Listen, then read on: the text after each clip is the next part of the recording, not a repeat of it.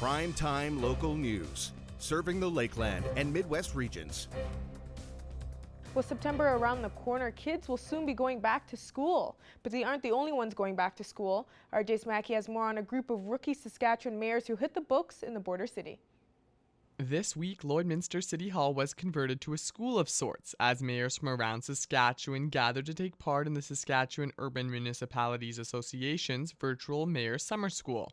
Many people asked me years ago how it qualifies you to be mayor, and I said, well, there was no college or university that offers a degree or diploma in mayor, but the association came up with a program that they offered 4 years ago, and they're offering it again this year.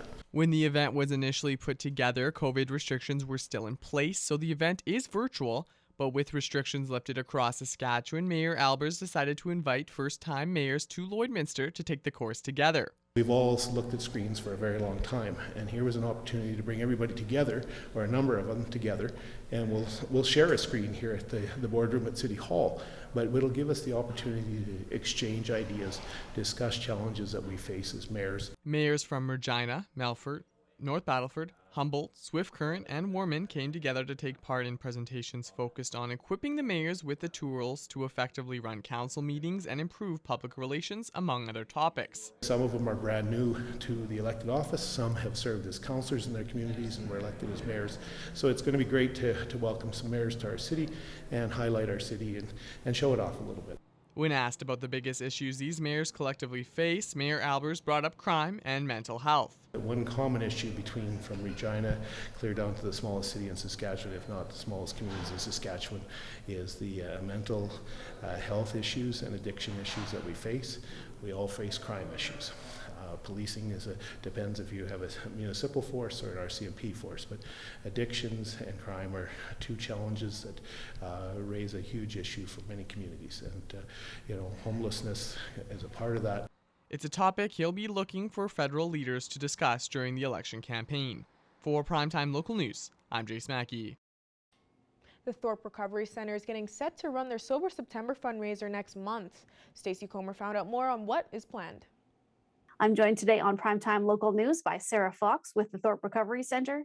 Sarah, we're talking today about an event that's going to be starting here shortly, which is Sober September. Tell me a little bit about what that is. Absolutely. So Sober September, this is our 6th year running it. It is our largest fundraising campaign. And essentially it is asking individuals to take up a personal challenge throughout the month of September and pledge throughout the month and collect donations for our center by doing so. So some fundraisers, you'll run 5K or, cakewalks and things like that. This is a bit of a different spin on it that is in relation to what we do here at the center. As you may know, people who come here are seeking to make a wellness change in their lives. And so that's what we're challenging people to do, is to make a positive wellness change in their life for the month of September. And now when people are involved in this, you're asking them basically to give up one thing for the month, but it doesn't necessarily have to be alcohol or something related to addictions. It can be, say, if chocolate happens to be something that you maybe overdo a little bit on, it can be something like that as well, correct? That is correct. So yeah, in years past, we've always said, go sober. And it doesn't really work for everybody, especially if they're already in recovery. It's not something that they're like, hey, what else can I give up? So that's why we've gone towards a more personal challenge aspect. For some people, they might want to take up something healthy, a daily meditation or yoga. That's still going to have a really good positive effect on their life. For myself, I'm going to be 8 months pregnant during Sober September. So I have a very narrow window of things that I can do. So I'm giving up refined sugar. It's still a really good change for my life and for the baby. And I'm still going to be supporting the Thorpe Recovery Center. So in the past, because you have done this in so many different years, can you give me some examples of some other things that people have decided to go with as their pledge for Sober September? For sure. So we've had people take up running. And they ended up running, 5K by the end of the month. We've had people give up coffee, junk food, Netflix, hot chocolate, a lot of those little indulgences that we generally take for granted in our day-to-day life. And once you realize that you're going without, it's really hard to stay focused. Now, is there any restrictions when it comes to the people that can participate? Do you have to be like a certain age, or is there anything that precludes you from taking part in this, or is it basically open to everybody? It is open to everybody. I mean, you could have a family challenge, set up a team within your family, and a little friendly competition doesn't seem to hurt with families. So for teenagers, perhaps go without Facebook for the month, or I guess they're not on Facebook anymore, but Snapchat or whatever it is. I just aged myself significantly. Or going without video games, or perhaps mom needs to quit smoking or would like to quit smoking or cut back, and things like that, and just challenge each other within the family. Whatever works for you, that's going to be a challenge for yourself.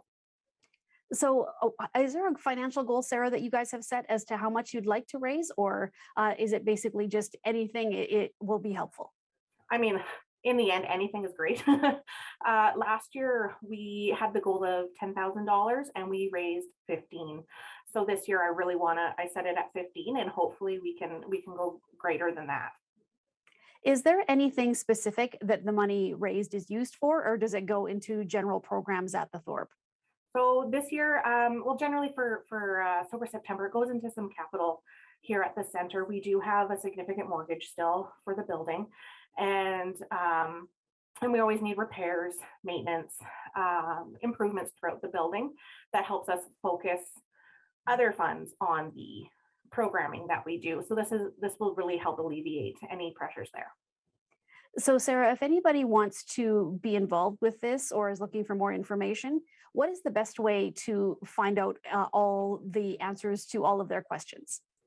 You can visit our website, thorperecoverycenter.org, and go to the events page. You can also check us out on Facebook, where there is an event page there as well with all of the details. Well, Sarah, thank you so much for speaking with us today, and good luck with everything, especially for yourself. It sounds like you're going to have a couple of challenges to deal with. So we direct everybody again to visit the Thorpe site, and good luck. I hope this all goes well. Awesome. Thank you so much. We'll have more primetime local news after the break.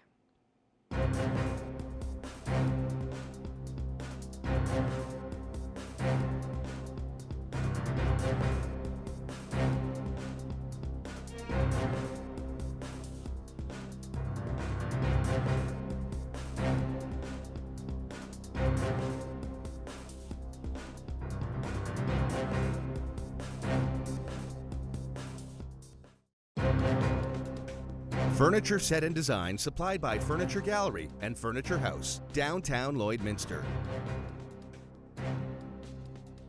Welcome back. More communities are finding new ways to connect with their residents, and Saddle Lake Cree Nation is doing so through their new app. Our Jasmine King has more. The app was launched last week with the help of an Edmonton-based company, Avia.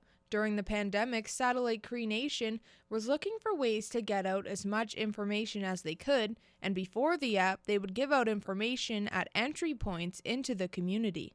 This is where we were getting a mass majority of information out to our nation, was actually just printing notifications and just distribution. So with that, we would run out of paper. Whoever received it, who didn't. And that was our only point, other than social media.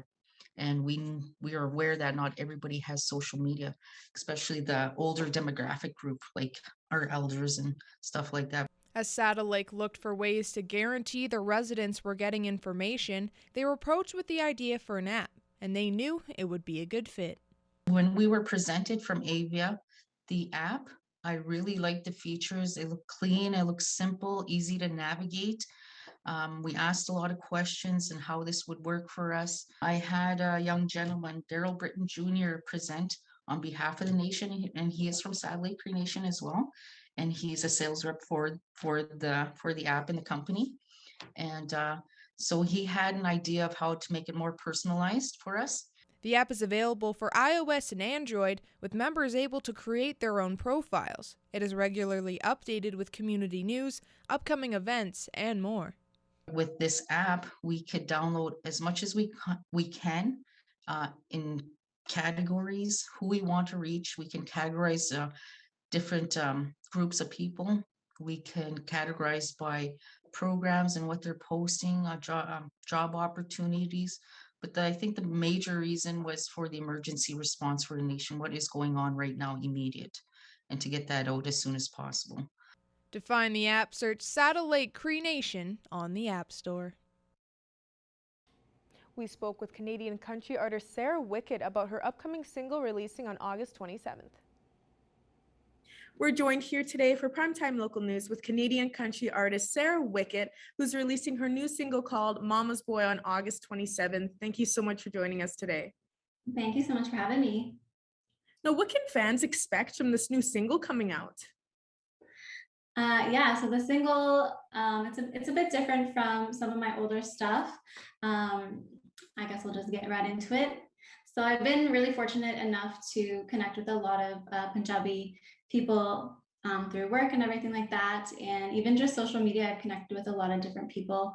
And I just really started admiring their culture and the language. Last year, I started taking Punjabi lessons just because I love the language. I think it's really beautiful. I wanted to learn a second language, and I'm living in an area where there are a lot of Punjabi speakers. So I figured, why not? And then of course I started listening to the music as well. And it's really cool. There's a lot of collaborations in Punjabi music. I think Pitbull did a collab, there's Snoop Dogg in there, but there wasn't really a country artist or any country collabs with kind of South Asian artists at the moment. So I figured it'd be cool to kind of introduce that into the country music industry. So yeah, my new song Mama's Boy, I have another one out as well called Accent. That was kind of the test experiment run last year, and it did really well. So this was just kind of like the next Punjabi country song that I'm doing. So you would say that Punjabi culture really inspired you to write this single? Yes, absolutely. Well, it was a previous relationship inspired the song. That's what the song's about, just kind of the struggles that we went through as a couple. And then ultimately he was Punjabi, so I figured singing in Punjabi could kind of be cool in the song because he was Punjabi, and it would kind of help people who are of that ethnicity to understand the song as well. How was the experience writing this different single compared to your previous work? Yeah, singing in a different language is really hard. So that alone was a challenge that I was up for. But it's been so fun. And I think I'm going to continue down this route because even just, yeah, the lyrics are great. The music is even better. And my producers really killed it. So it's just fun seeing the outcome of something that's so different from what I've been doing before. Was there any obstacles or challenges when recording this new single, especially through the pandemic?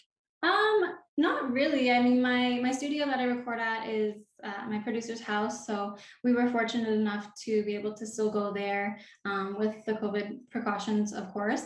But yeah, he wasn't as busy because of COVID, and I live close-ish to him, so I was able to write a lot during the pandemic, which was nice, and there wasn't really any real challenges other than COVID sucking, but Do you expect to see lots of support for this new single coming out that you've seen for your previous songs? Yeah, I mean, I'm still experimenting with it. Like I said, I did release a song similar to this one a year ago, and the reaction was really, really supportive, especially with interracial couples, and I thought that was really cool. So yeah, I think it's going to be a good one. Music is music at the end of the day, and a good song is a good song. So. And what's the main message that you'd like to say to your fans that you hope that they can get out of this new song, Mama's Boy? I think I'm really, at the end of the day, just trying to open up some doors for Punjabi artists in the country music industry. I hope that, although I am not Punjabi, me collaborating with those artists can kind of open up some doors for them in the industry. And I think the crossovers that I've heard in their music industry is really great. And I think just the collaboration between the two could be really cool because a lot of the songs do talk about similar topics like farming and trucks and all the stuff that we talk about. So I think it could be a cool thing. And is there anything else you want to add for people to know about? I also have a music video for the song coming out on September 1st. and that will be premiering, I'm not too sure where at the moment, on the 31st, but somewhere. So just keep an eye out on my socials for the premiere as well. Perfect. Well, once again, thank you so much for joining me today, Sarah. Thanks so much for having me. That's all for news. Sports is next, but first, there's a look at your closing market.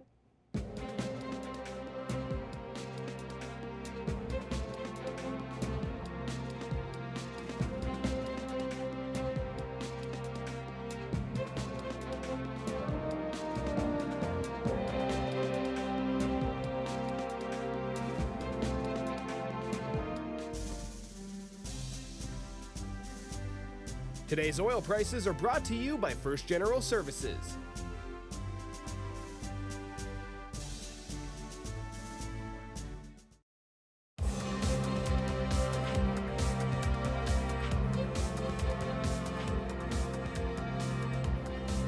As August wraps up, fall is among us. The air is starting to get that chill. Kids are getting ready to head back to school, and for a group of 16 to 20-year-olds, AJHL hockey is approaching.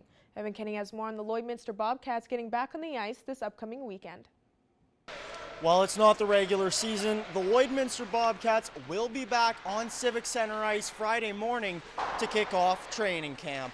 You know, we're excited, our veteran players to get back and get going, our futures to get in and see what we're about here in Lloydminster in the border city. And I think most of all is just to get back and playing games and getting back to the day-to-day that we know of junior hockey. 3 teams of Bobcat hopefuls will practice and play games this weekend ahead of a preseason tournament in Spruce Grove.